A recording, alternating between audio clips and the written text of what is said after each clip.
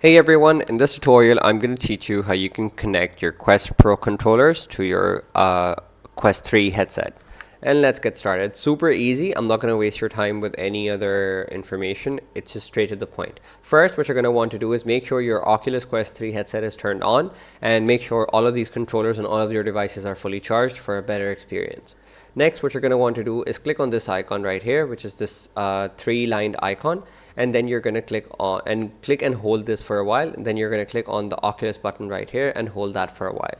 After doing so, both of these they will start blinking with the LEDs on the top, and you will then open the Oculus Horizon app, Meta app on your mobile phone, and you're going to see a list of devices that will have an option that says add new devices, and you will see these controllers pop up in those options. You're just going to click on those controllers and have them connected, and it's simply as easy as that. They will connect to your Oculus 3 headset and they will start to work.